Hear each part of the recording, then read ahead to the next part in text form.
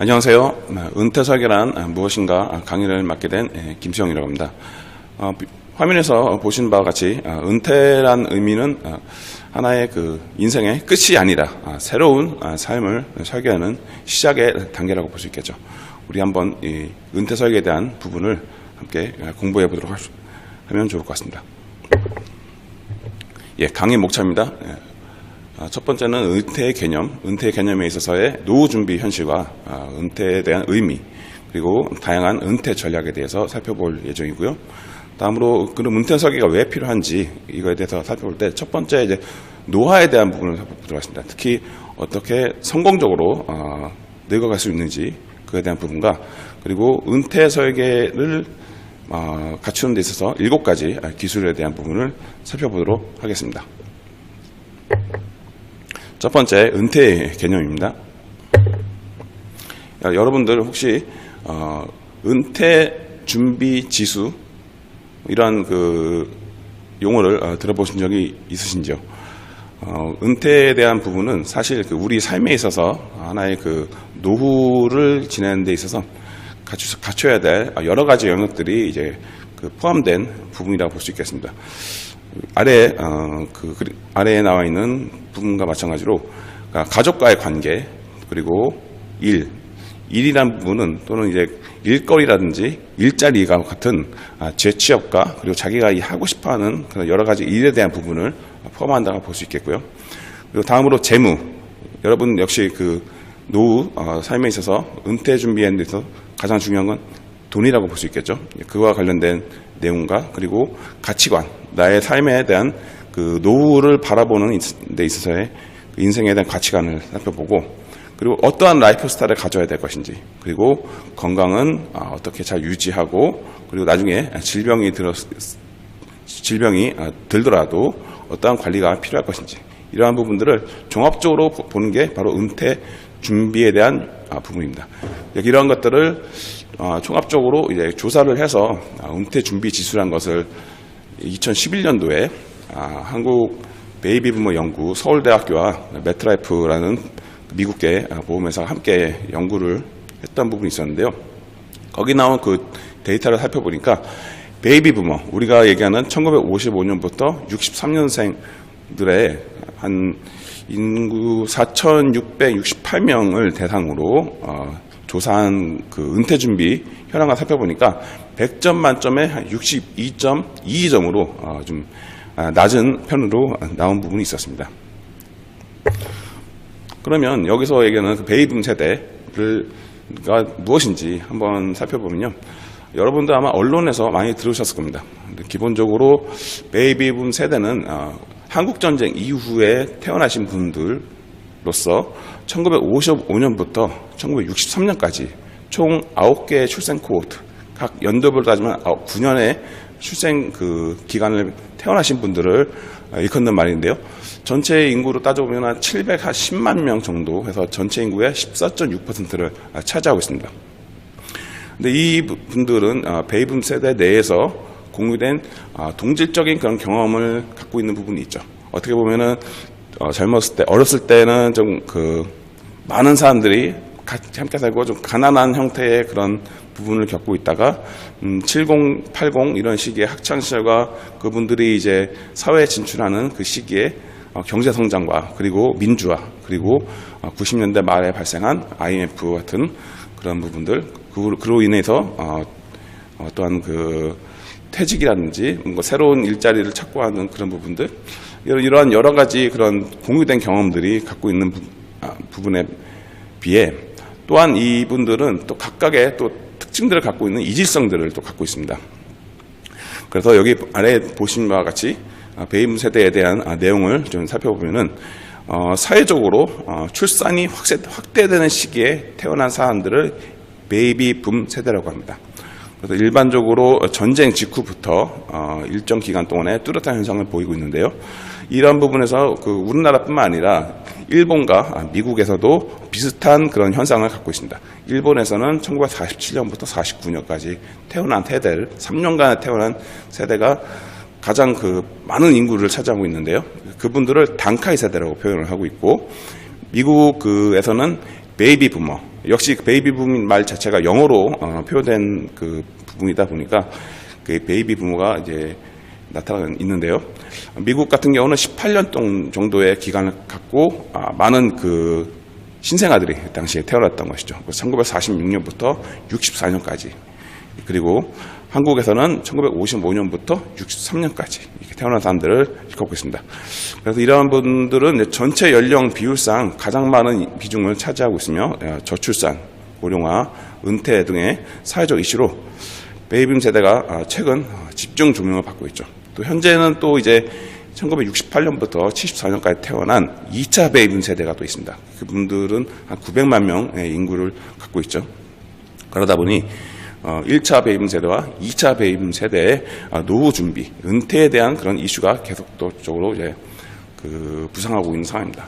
또 덧붙여 이제 1차 베이비붐 세대가 이제 고령화되면서 그분들의 자식들이 또 있습니다. 그분들은 또 에코 세대라고 메아리 세대라는 용어로 표현하고 있는데 그 에코 세대도 상당한 인구층을 보여주고 있죠.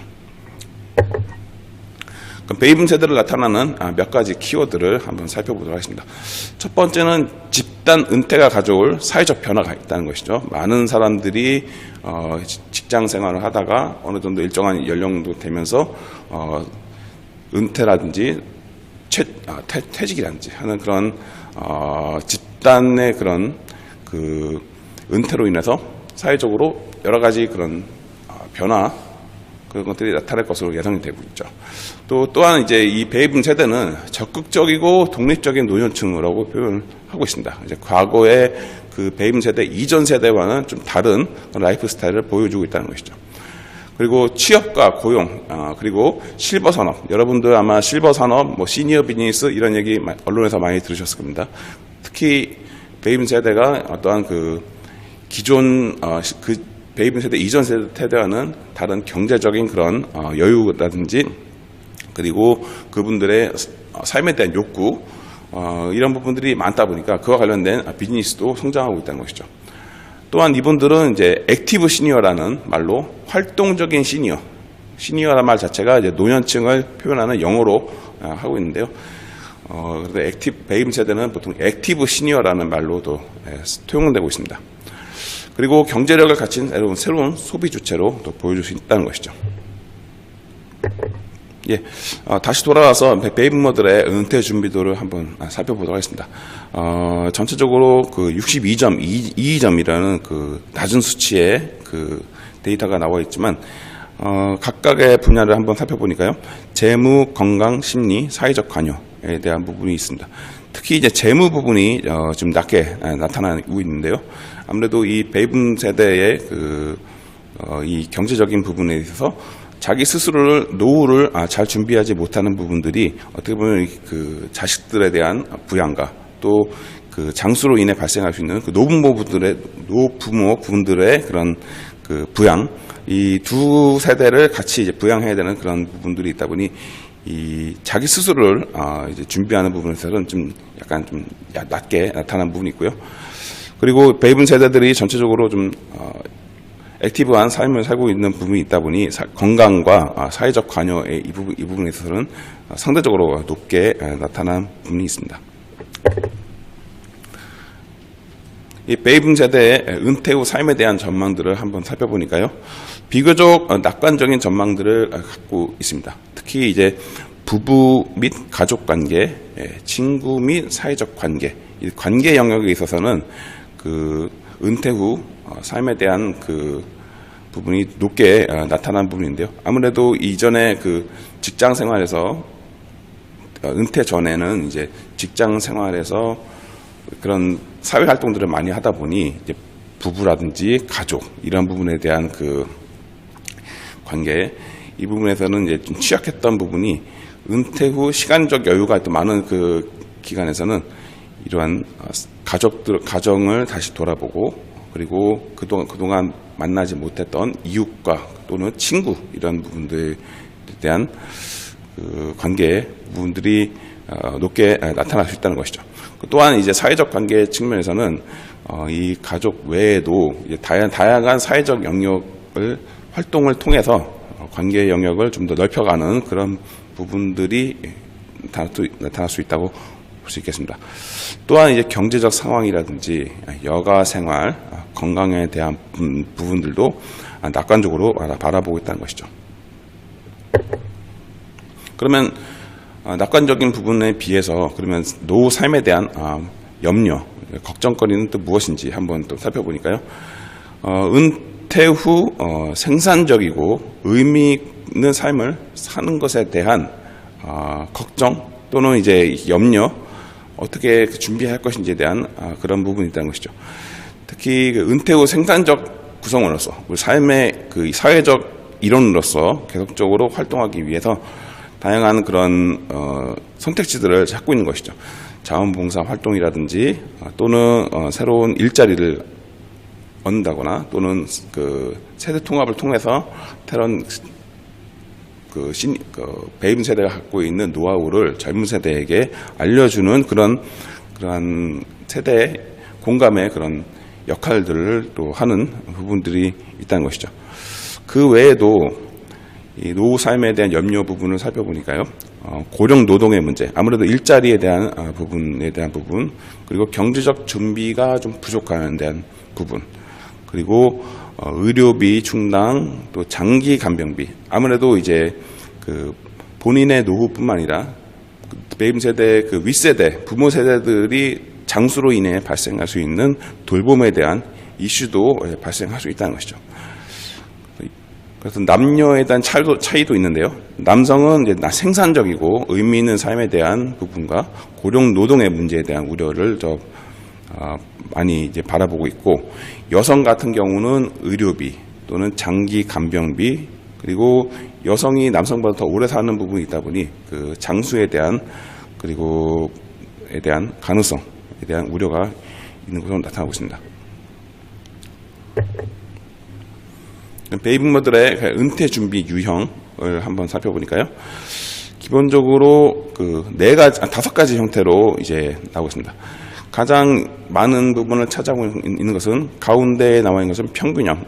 이 여러 가지 영역들을 고르게 다 준비하고 있는 부분들이 많이 있다는 것이죠. 그렇지만 이제 이 앞서 다뤘던 건강, 관계, 재무 여러 가지 영역들에 있어서 준비를 잘하신 분들도 있죠. 준비 상태 양호형으로 해서 나타나는 부분들이 있는데요. 이분들 같은 경우는 높은 교육 수준과 높은 가구 소득, 그리고 이 예상되는 은퇴까지의 기간을 5년 이내로 보고 있는 부분, 정규직 비율이 높으신 분들로 이제 고소득층을 아마 이해한다고 볼 수 있겠죠. 두 번째로는 이제 준비 부족형으로 교육 수준과 가구 소득은 평균형보다 좀 낮게 나타나고 있지만, 이러한 그 일자리에 대한 그 부분들, 기존의 그 일로 인해서 자기 스스로를 준비하지 못한 그런 부분들도 이제 많이 있다는 것이죠. 세 번째로는 이제 사회적 관계 취약형, 교육 수준과 가구 소득은 평균보다 약간 높지만 배우자가 없는 사람의 비율이 있다는 것이죠. 이러한 배우자가 없는 그런 사회적 관계 취약형 같은 경우는 앞으로 이제 홀로 살아갈 수 있는 독거 라이프를 가져갈 수 있는 그런 부분이 있다는 것이죠. 마지막으로 고위험형, 이런 분들은 이제 낮은 교육 수준과 낮은 가구 소득을 갖고 있는 분들이고, 그리고 배우자가 없는 사람의 비율이 매우 높게 나타나고 있으며, 특히 남성 측에서도 이제 높게 나타나고 있습니다. 그리고 이 실직과 경력 진단자 비율도 매우 높게 나타나고 있어서 이분들에 대한 부분들은 이 본인의 준비뿐만 아니라 국가적, 사회적으로도 이제 은퇴를 노후 생활을 준비하는 데 있어서 지원이 좀 필요한 그런 부분들이라고 볼 수 있겠죠. 그럼 다음으로 이제 은퇴에 대한 의미를 한번 살펴보도록 하겠습니다. 은퇴의 정의는 은퇴란 것은 이제 고용 상태의 어떤 직위에서 물러나 그 직위에 관련된 역할 수행을 중단하게 된 상태라고도 하고요. 또는 이제 고용에 의한 유급의 직위에서 물러나는 현상 등으로 인해서 주된 일자리에서 중간 과정 일자리를 거쳐 완전한 은퇴에 이르게 되는 것을 말한다고 볼 수 있겠습니다. 여기서 여러분들이 그러면 퇴직과 은퇴에 대해서 좀 좀 어떤 차이가 있는 것이냐 지금 볼 수 있을 텐데요. 은퇴라는 부분을 먼저 살펴보면은 직장과 직업, 현역 등에서 완전히 물러나는 것을 말하고 취미, 봉사 등 하고 있는 일들에 치중하는 것이죠. 자기가 이제 그전에 일했던 것들을 넘어서서 그 일을 끝내고 그 후로는 취미라든지 봉사활동, 여가활동인지 이러한 부분들에 이제 집중하는 그런 시기를 또 말하고 있고요. 그리고 그에 따라서 소비 위주로 생활하면서 삶을 즐기는 것을 이제 은퇴라고 이제 볼 수 있겠죠. 이런 점에서 은퇴라는 것은 단순히 직장을 그만두고 1차적인 그런 일을 마치고 그 후에 완전히 은퇴하는 것이 아닌 그런 직장에서 있다가 그 직업을 마무리하고 나오는 그런 퇴직과는 좀 차이가 있다고 볼 수 있겠습니다. 퇴직과 은퇴에 대한 부분을 간단하게 정리했는데요. 퇴직은 현직에서 이제 물러나는 것을 말하고 있고요. 그렇다 하더라도 현직에서 물러난다 하더라도 바로 은퇴해서 모든 것을 이제 여가 생활만 하는 것이 아닌 것이죠. 또 다른 그런 경제 활동을 할 수 있는 연속선상에 서 있는 분들이라고 볼 수 있겠습니다. 연령대로 살펴보니까 50대, 60대 이분들이 어떠한 그 퇴직을 많이 하고 새로운 일자리를, 새로운 그 인생을 준비할 수 있는 그런 위치에 있는 분들이라고 볼 수 있겠죠. 그리고 또 하나 퇴직 같은 경우는 자발적으로 퇴직하는 경우도 종종 발생할 수 있겠지만 일반적으로 보통 비자발적으로 발생을 많이 하고 있습니다. 그러면 은퇴에 대한 용어를 살펴보면은 은퇴라는 용어는 사회 활동에 손을 떼고 한가히 지낸다는 의미를 포함하고 있습니다.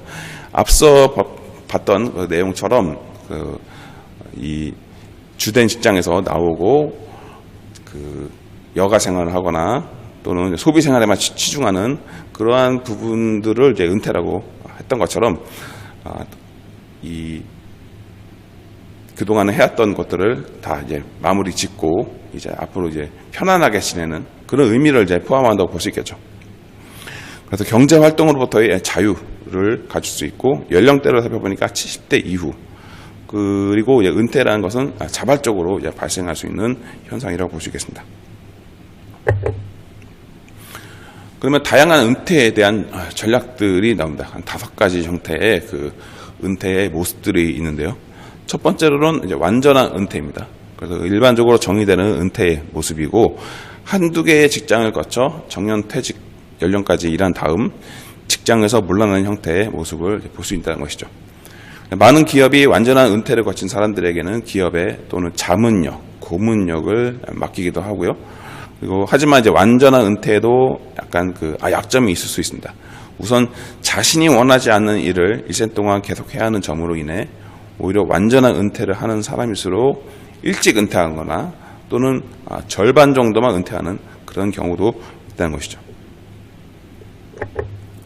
그러면 절반 은퇴하기에 대한 부분을 살펴보면요. 절반 은퇴하기에 반대되는 용어는 완전한 은퇴입니다. 이러한 개념이 유행하게 된 미국의 경우를 살펴보면요. 완전한 은퇴, 완전히 이제 경제적으로 정리하고 편안하게 여가 생활만 지내는 것은 실질적으로 이제 불가능하기 때문에 생겨난 개념이라고 볼 수 있겠죠. 그래서 일반적으로 자기 주도형의 삶을 살아가는 사람들의 경우 스스로 일하는 시간을 줄이고 은퇴 후의 삶을 대비하기 위해 절반 은퇴하기 형태를 많이 취하고 있습니다. 예를 들어 일주일에 3일만 근무하거나 1년 중에 6개월만 근무하는 형태로 근무 시간을 자발적으로 줄이는 것이라고 볼 수 있겠죠. 그럼 이때 일하지 않는 시간에는 여가만 보내는 것이 아니라 자기 개발에 충실히 수행을 하고 있습니다. 대학 또는 대학원을 다시 다닌다거나 그리고 여행, 자원봉사, 취미, 여가 생활을 통해서 새로운 그런 학습을 한다는 것이죠. 수년간 절반 은퇴 생활을 거친 후 본격적인 은퇴를 하며 일반적으로 중소기업 창업자, 자영업자 가운데 자신이 경영에 완전히 손을 놓기 어려운 상황에 이러한 은퇴 방법을 사용하는 경우가 있습니다. 다음으로 점진적인 은퇴하기 방식인데요.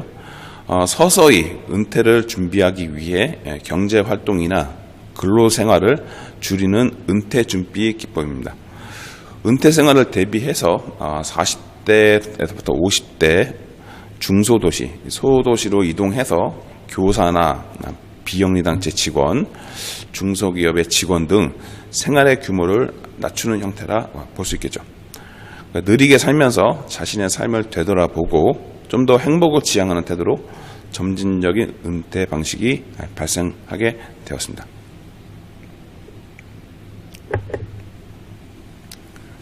다음으로는 조기 은퇴하기입니다. 조기 은퇴하기라는 것은 이런 심리적인 부분하고도 연계된 부분이라고 볼 수 있겠는데요. 사람은 자신이 진정으로 원하는 삶을 살 때 행복감을 느낀다고 볼 수 한다고 하죠. 그러한 삶을 살기 위해 현재 자신이 가진 것을 내려놓고 은퇴하는 형태라고 볼 수 있겠습니다. 그래서 조기 은퇴를 하는 유형은 이제 은퇴 자금의 마련 여부와 상관없이 노후 자금이 충분해서 조기 은퇴를 하는 것이 아니라 하고 싶은 일을 하기 위해서 자기가 진정으로 그동안 못해왔던 것들, 나이가 들어서 젊었을 때부터 꿈꿔왔던 것들을 하고자 하는 그런 부분과 연계된다고 볼 수 있겠죠. 그래서 조기 은퇴라는 것은 가능하면 자신이 하고 싶은 목적을 추구하기 위해 내리는 결정의 부분이라고 볼 수 있겠습니다.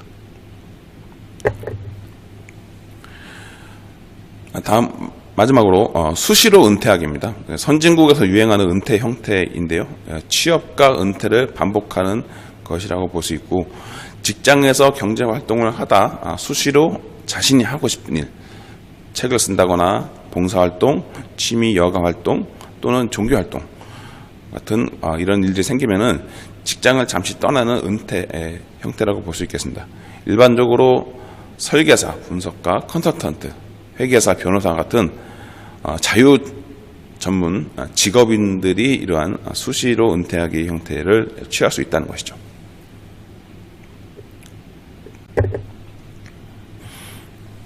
다음으로는 은퇴 설계의 필요성에 대한 부분을 살펴보도록 하겠습니다.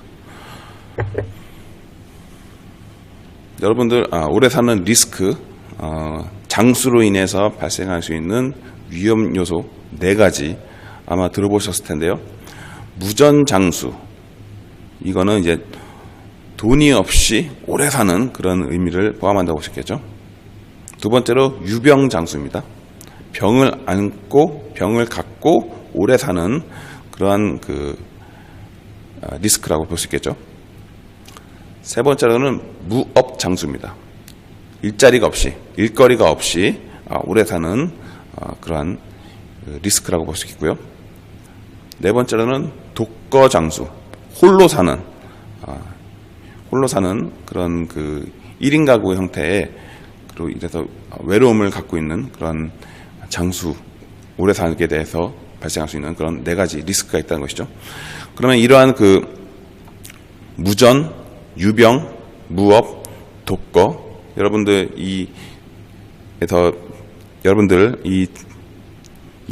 여기서 뜻하는 4가지 단어들, 이 단어들을 극복하는 데 있어서 어떠한 전략들이 필요할 것인지 이 부분들을 한번 좀 살펴보도록 할게요. 여기서는 이제 성공적 노화에 대해서 한번 살펴보도록 하겠습니다. 성공적 노화라는 의미를 표현하는 것을 웰에이징이라고 하는데요. 웰에이징, 여러분들 웰이라는 맛은 좋은 것을 의미한다고 보는 용어와 에이징, 나이듦을 표현하는 노화, 이 2가지가 같이 결합된 잘 늙어가는 그런 모습들을 표현하는 걸로 3가지가 이제 조건이 있습니다. 첫 번째는 질병과 장애가 없는 상태를 의미하고 있고요. 두 번째로는 높은 수준의 인지적, 신체적 기능을 유지하는 부분이 있고, 세 번째로는 활기차고 적극적인 인생 참여를 이제 포함하고 있습니다.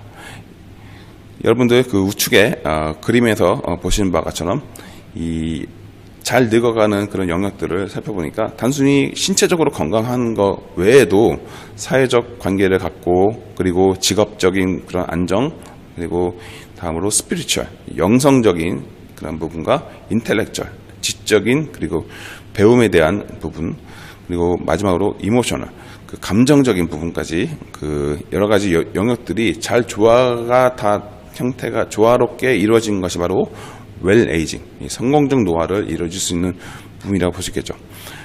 그래서 미래지향적이고 적극적인 인생 참여, 원만한 인간관계가 필요한 부분이라고 볼 수 있겠고, 돈, 건강, 일, 관계, 여가, 문화, 그리고 영성활동, 주거 등이 함께 준비된 이 노후를 웰 에이징의 조건이라고 볼 수 있겠습니다.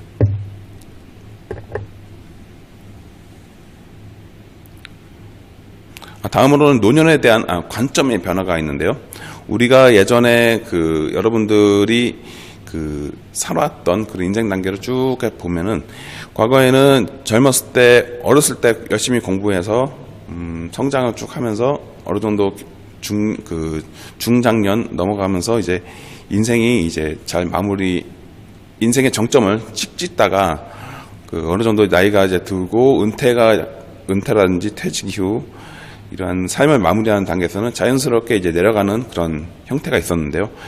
이러한 부분들이 장수로 인해서 어떻게 보면 오래 살다 보니 이 시간적인 여유와 그리고 어느 정도의 새로운 자기 개발을 하기 위한 그런 시간들이 또 새로 발생하게 되었습니다.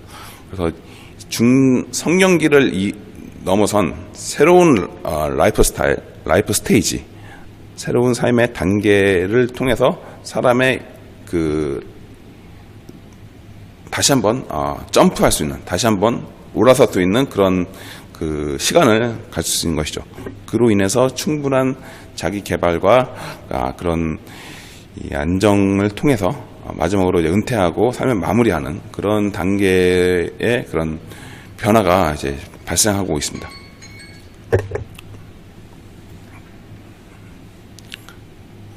네, 다음으로는 7가지 은퇴 설계 기술들을 살펴볼 텐데요. 첫 번째로는 내 스스로를 진단하자입니다.